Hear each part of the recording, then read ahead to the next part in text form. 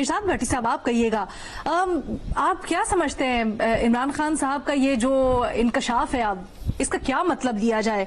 और जिस तरह बेनजीर ने भी इशारा किया, क्या फिर ये समझा जाए कि अब जो वो हकीकी आज़ादी दिलवाने का दावा कर रहे हैं, फिर उस दावे में से हवा निकल गई इस एतराफ के बाद, या जान निकल गई? मैडम शेख, अबरार नदीम साहब की दो शेर हैं।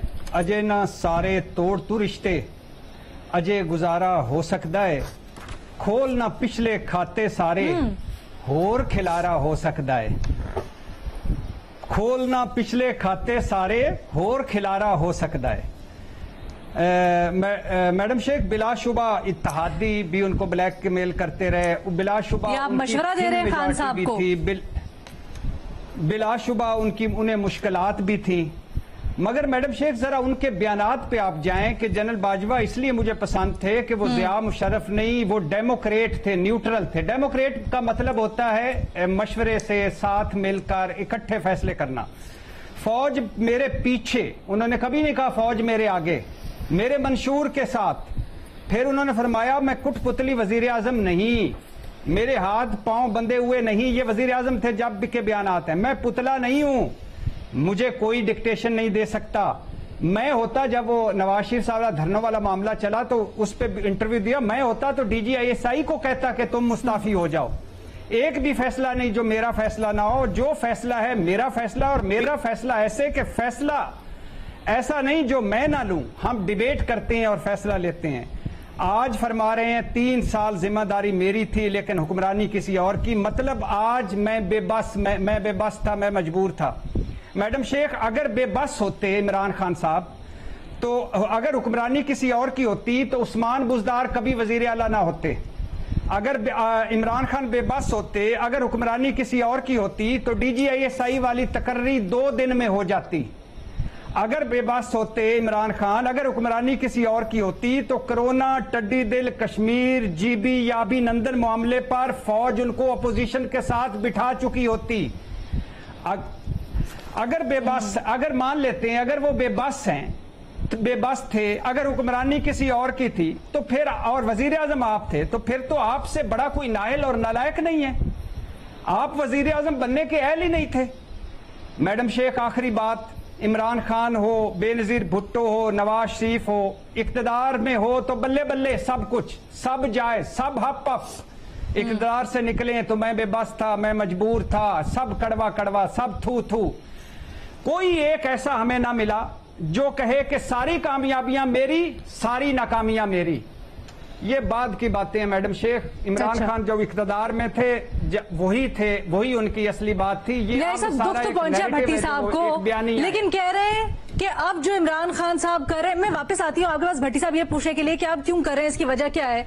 लेकिन न्यायी साहब, भट्टी साहब को दुख तो हुआ है खान साहब की स्टेटमेंट से, लेकिन साथ साथ ये भी कह रहे हैं कि अब जो खान साहब कह रहे हैं ना, मलबा डाल रहे हैं किसी और के ऊपर। बड़े बाइख्तियार, बड़े जिम्मेदार वो वजीर आजम थे, आप अग्री करते? लेकिन जी, भट्टी साहब ने उनका तकाबली जायजा लिया है। मैं तो उनकी एक बात रिसेंटली उन्होंने एक फिक्रा कहा है, वो मैं जरा कोट कर देता हूँ। अब अगर से अंदर अगर मैं तरमीम कर लूँ तो मुझे उसकी इजाजत है कि सच मैं बोल नहीं सकता हूँ, झूठ बोलने की मुझे इजाजत नहीं है। ये किस मौके पे इमरान खान साहब ने फरमाया है, अपनी जो मुलाकात हुई है उनकी जनरल बाजवा साहब के साथ डॉक्टर अलवी साहब के सामने, फिर ये भी पता है कि डॉक्टर अलवी साहब को किस तरीके से जो है वो जब बाजवा साहब, जो खबरें यहाँ पे मीडिया में रिपोर्ट हुई हैं कि अलवी साहब बाजवा साहब के घर गए और या कहीं और गए और उनके बाद उनको इन्फ्लुएंस किया, फिर उनको लेके आए। तो ये मेरे इल्म में है कि इमरान खान साहब ने कई तरीके से कार किए थे कि जनरल बाजवा साहब से उनकी मुलाकात हो जाए और अप्रोचमेंट हो जाए। और ये आज की नहीं है, ये 10 अप्रैल से पहले की बात है, ये जनवरी से पहले की बात है, ये मार्च से पहले की बात है, ये फेब से भी पहले की बात है। ये हर महीने की अपनी कहानी है। ये 25 मई को जिस दिन लॉन्ग मार्च निकाला जा रहा था, उस दिन की भी कहानी है कि उस दिन भी ये फोन कॉल प्रेस कॉन्फ्रेंस 22 मई को आ रही थी। शामिल कुरैशी कह रहे थे तो कहते थे अब मैंने नहीं करनी, यानी कि किसी को ने कहा होगा और किसी ने कहा होगा कि यार कोई बात आगे चल पड़ी है। फिर ये भी बात सुनी थी कि ISPR ने कहा था कि हमें कहा गया था कि आप हमारे बिहाफ पे अपोजिशन को कहें कि वो जो है वोट ऑफ नो कॉन्फिडेंस वापस लें اور استعفے جو ہے الیکشن نئے کرائیں تو میں الیکشن نئے کرا دیتا ہوں. پھر عمران خان صاحب سے یہ سوال کیا گیا تو انہوں نے کہا کہ ہاں یہ ہوں, کیونکہ جب آپ وہ کہتے ہیں نا کہ جب آپ کے پاس کلیئر کٹ بات نہیں ہوتی, آپ نے گول مول کرنی ہوتی ہے تو آپ ہیر پھیر کے ساتھ بات کرتے ہو.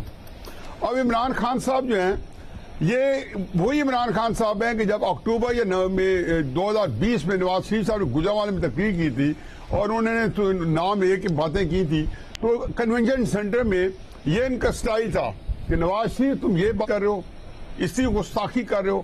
میرا خیال یہ تھا کہ جو بندہ یہ نواز شریف صاحب کی ان باتوں کو نہیں ٹالریٹ کر رہا تو اپنے طور پہ تو کبھی بھی گستاخی کا سوچ نہیں سکتا. یعنی کہ آج اگر ان کی ریپروچمنٹ ہو جائے, جنرل جو ڈاکٹر عارف علوی صاحب مذاکرات کرا رہے ہیں وہ کسی لائن پہ لگ جائیں تو ٹھیک ہے, اگر لائن پہ نہیں لگتے تو جنرل باجوہ صاحب کیا وہ سب کو جو ہے گالم گلوچ میں اتراتے ہیں. کون سا نام ہے جو پاکستان میں جس کی نظیر پیش کی جا سکتی ہے ماضی میں جو انہوں نے پاکستان کی اسٹیبلشمنٹ اور پاکستان کی عسکری قیادت کو نہیں دیا, کس طریقے سے انہوں نے نہیں للکارا, کس طریقے سے انہوں نے سخت سے سخت لہجہ اختیار کیا ہے کہ لوگ کئی دفعہ کہتے تھے کہ یہ غصے میں آ کے اپنے ہوش و آواز کھو بیٹھتے ہیں اور یہ ایسی باتیں کرتے ہیں جو کہ کبھی یہ ٹھنڈے دل سے کریں تو شاید کبھی بھی نہ کریں. کل یا پرسوں وہ تختہ مردان کے اندر یقین آنے میں تو ان کے جو اندر جو اشتعال تھا اور جس طریقے سے وہ سواتی صاحب کے گرفتار ہونے پہ للکار رہے تھے اسٹیبلشمنٹ کو, تو میرے خیال تھا کہ یہ کہیں کوئی ایسی بات نہ کہہ جائیں جسے ریورٹ کرنا مشکل ہو. اب آئی ایم ایف پہ تو ہو سکتا ہے کہ میں خودکشی کر لوں گا اور پھر آئی ایم ایف پہ جا کے آپ خودکشی نہیں کریں گے. ان کی اس طریقے سے ایک متناہی سلسلہ آپ کا کہ آپ آتے ہو ایک قدم آگے بڑھاتے ہو, 2 قدم پیچھے پھسل جاتے ہو.